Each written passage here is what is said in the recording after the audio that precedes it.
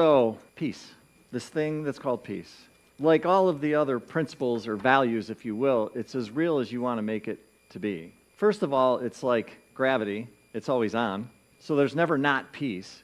It's just choosing to decide, what do I want to focus on? Do I want to focus on anger? Do I want to focus on conflict? Do I want to focus on all of that? It's all there. Or you can decide and make a decision that you can focus on peace. And it really comes down to just making a decision. And what do you want to focus on? And people say, no, it can't possibly be that easy, Mike. Yes, it can. It's shocking to me to go out and walk through the malls at this time of year and to see some people that are just happy and they're thrilled and they're excited. And then you've got the people that aren't happy and thrilled and excited, right? Focus, focus, focus.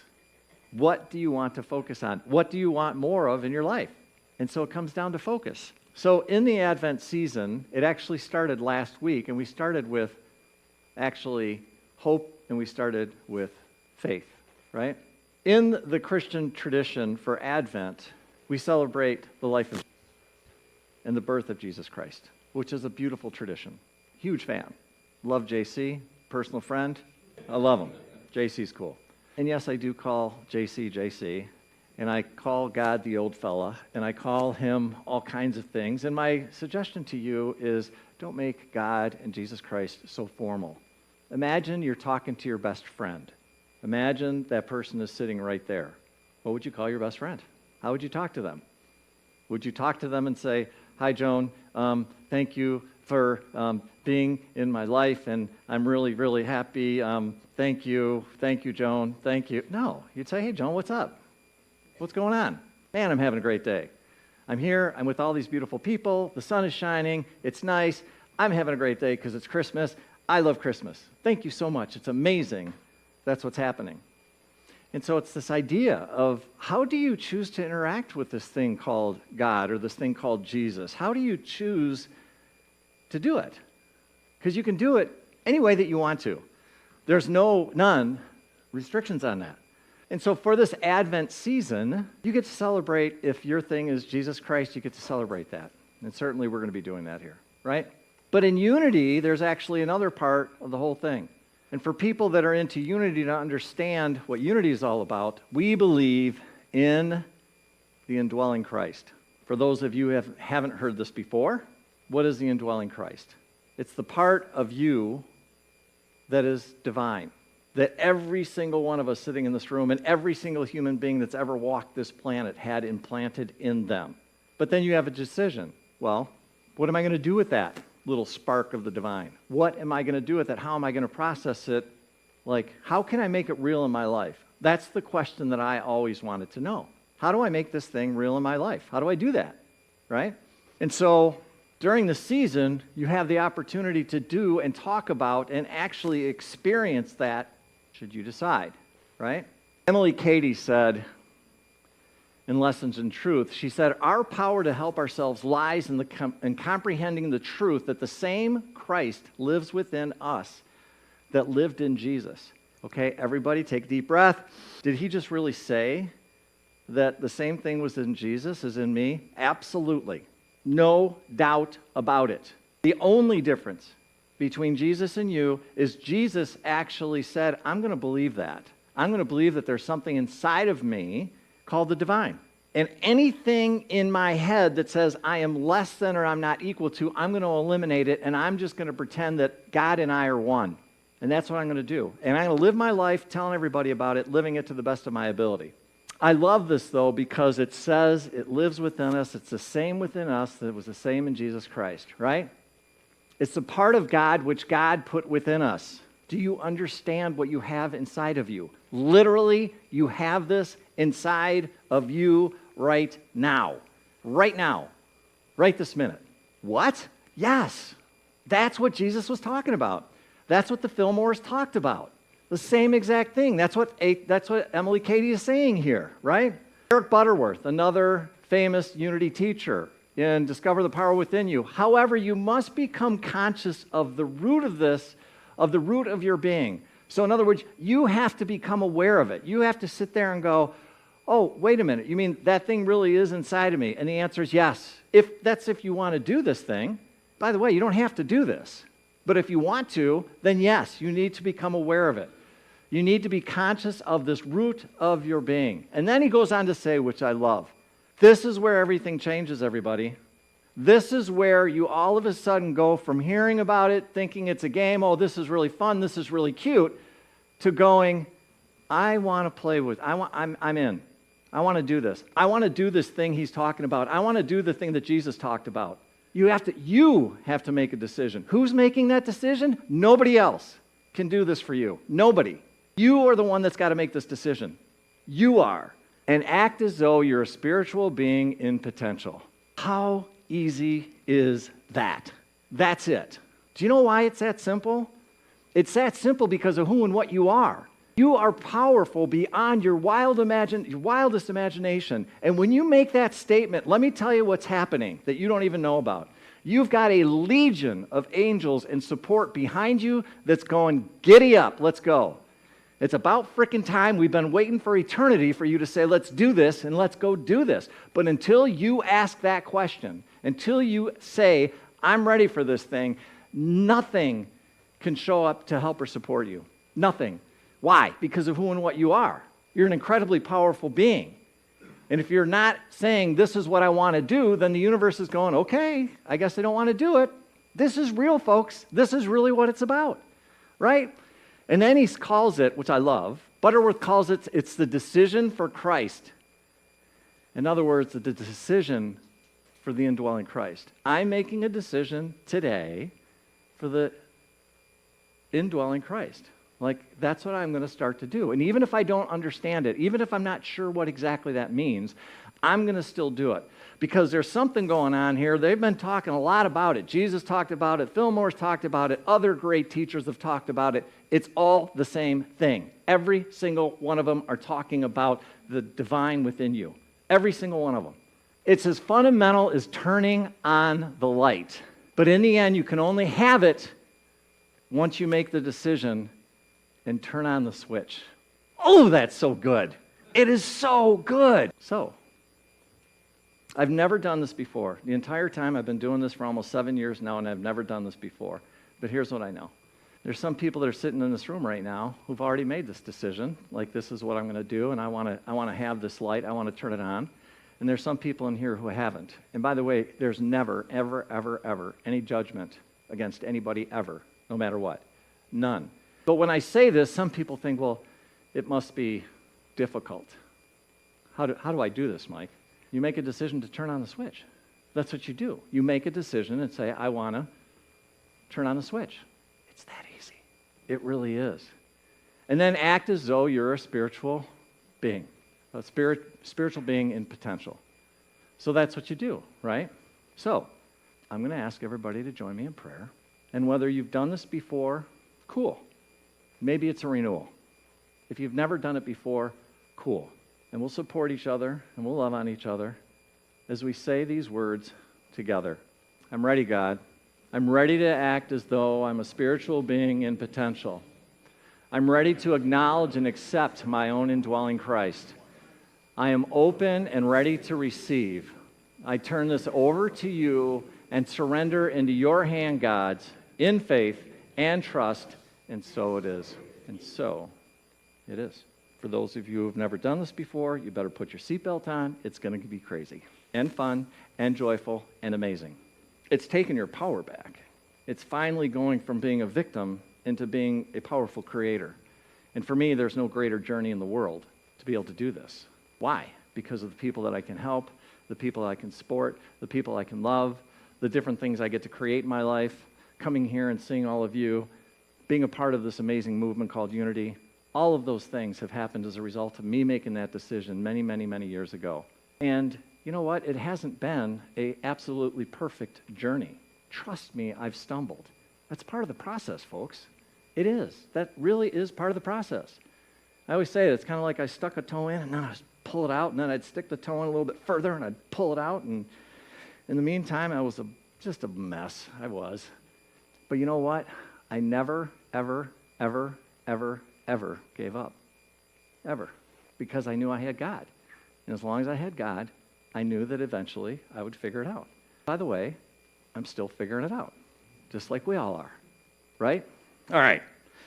So, let's talk about Advent. So we start last week with hope and faith, right? And that was the beginning of it.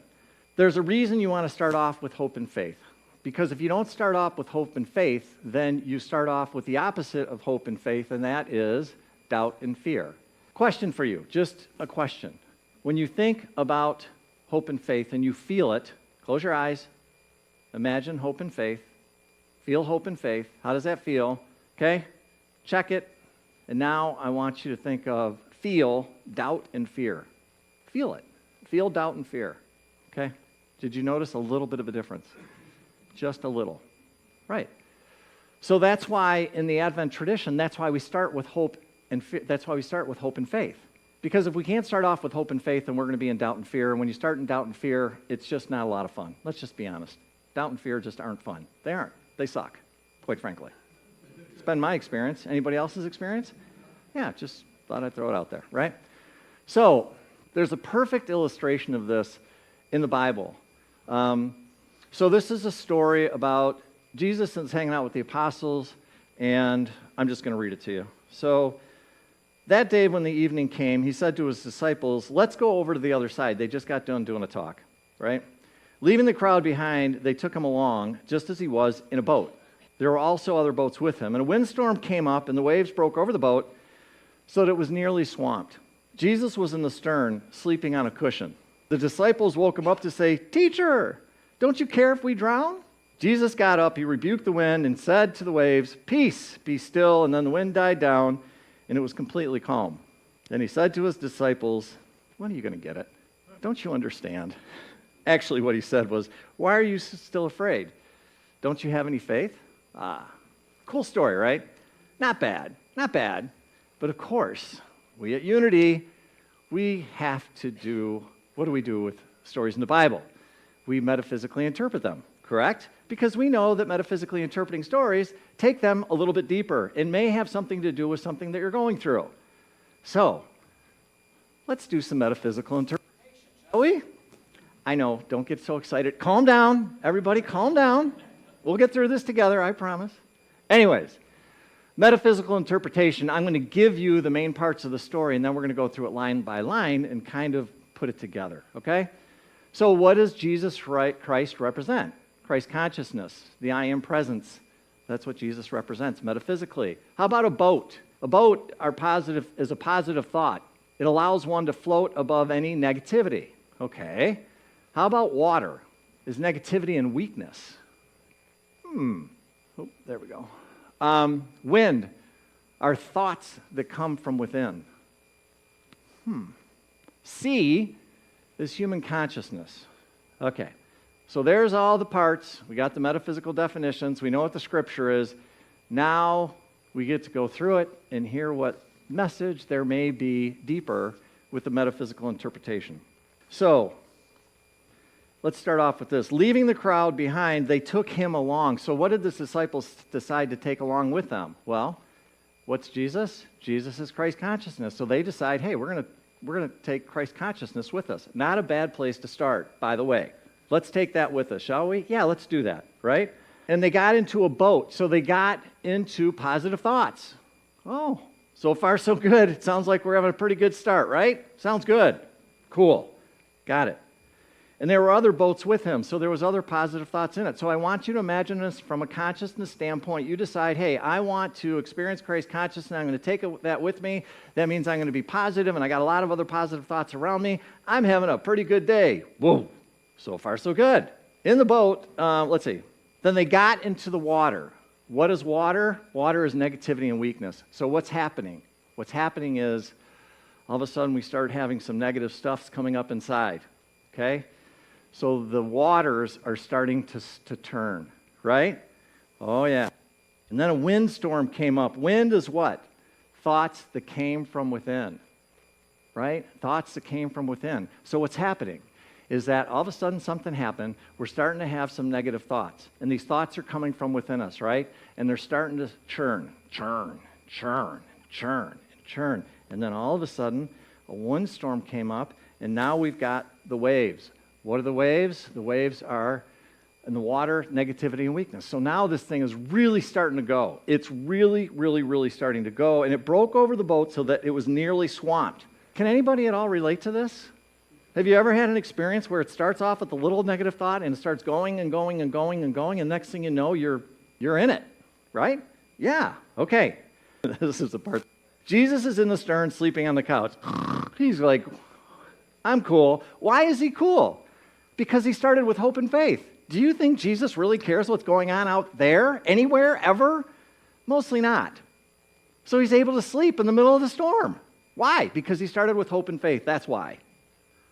Okay, so he's hanging out. Christ consciousness is hanging out going, we got this. This is not a problem at all. Right? So he's hanging out. And the disciples, again, don't you care if we drown? Jesus is going, oh, come on, guys. So then what happens? He gets up and he rebukes the wind and says to the waves, peace, be still. Christ consciousness declares peace, and then he says, be still. So what's happening? The wind dies down, and it's completely calm. So think about this for a minute. Christ consciousness shows up, realizes this isn't a problem, declares, hey, peace, right now, and everything calms down. So imagine you're hanging out, you're in the middle of a funk, negativity swirling around, and you say, hey, wait a minute. Jesus kind of told us what to do here. He told us all we really need to do is declare that there's peace and then be still. Maybe learn something from that? Does that go a little bit deeper than the basic explanation of that particular story and that particular scripture? Does that help you or give you any thoughts or any ideas on how to handle things? That's the beauty of metaphysics in the Bible. That's what makes it so fun when you do these things, right? So I really think Jesus in those three words, peace, I really think he should have rephrased it. I think what it should say in the Bible is want peace and then declare it and be still. That's what I think Jesus really should have said in the Bible, because I think that would have been more clear. But I think what happens is most people just read the peace be still, and they do it so quickly and they process it so fast that they don't think that there might actually be a tool in there that they could use in their day-to-day lives to help them have more peace. That's what I think, right? You want peace? I'm thinking about, they got the shirts that say, want milk? Is that what that says? Want milk? Right? I'm sitting there thinking, let's get some shirts that say, want peace, and then declare it, and it shall be still. So, this season can be absolutely as magical and as special as you want it to be. I hope, if anything, that what you take away from this is this idea that you're the one that's calling the shots. You are. Nobody else is calling those shots for you. Nobody is. You have an opportunity to basically decide, during this Advent season, what do I want to experience? Do I want hope and faith? Sign me up. Do I want peace? Yes. Next week, we're going to be talking about joy. There's a lot of different things you can experience. Do you want to have the most amazing experience ever? Do you want Jesus Christ himself to personally show up this Christmas season and hang out with you and be your buddy for all Christmas season? Because here's what I'm going to tell you. If you want that experience, join me. Join me. And watch what happens. This stuff is as real as you want to make it. If you think it's phony and this is all just storytelling up here, and yeah, Mike's kind of funny, but he gets off track on sometimes, he does some crazy stuff, cool. But I'm telling you, this stuff is as real as you want to make it. If you really want that experience, then invite Jesus into your Christmas season and watch what happens and watch what changes. I'm telling you, it'll blow your mind. And then what I want you to do is I want you to run in that door on Sunday and run up to me and go, Mike, you're not going to believe what happened. I did that thing that you said in church on Sunday, and my God, this thing happened that was amazing. And I'm going to give you a big hug and say, welcome to the club. Welcome to the club. You are all brilliant. You are all divine. You are all sacred. You are all valuable. You are all worthy. You are all needed. You are all incredible reflections of God. Every single one of you. We are all blessed for everything that you bring. Just for being here this morning. You've added to this amazing space. You've added to this love. You've added to this Christmas season. Just by you being here. We are all incredibly grateful for you. I'm just so honored to be here. I'm so happy to be here. And I just hope each and every one of you has the most amazing Christmas season you've ever had. Hey, it's Reverend Mike here. I just wanted to stop for a moment before you get on with your day and thank you so much for spending time with us this morning. It means the world to us, and I just wanted to let you know if there's anything that we can do to make your experience even better, please do not hesitate to reach out by going to our website. I also wanted to offer you the opportunity for us to get together and sit down so I could get to know you a little bit better and answer any questions that you have. I can either do that by either getting together in person, have a cup of coffee, or we can meet online via Zoom. If you're interested, please don't hesitate to reach out. You can reach me at michael@courage2thrive.com. And lastly, if you find these messages are helping you, we would be tremendously grateful if you'd consider donating to the center. The best and the easiest way to do that is simple. Just go to our website. Again, thank you so much. Hope you have a great day. Hope you're doing well. God bless, and we hope to see you soon. Bye-bye now.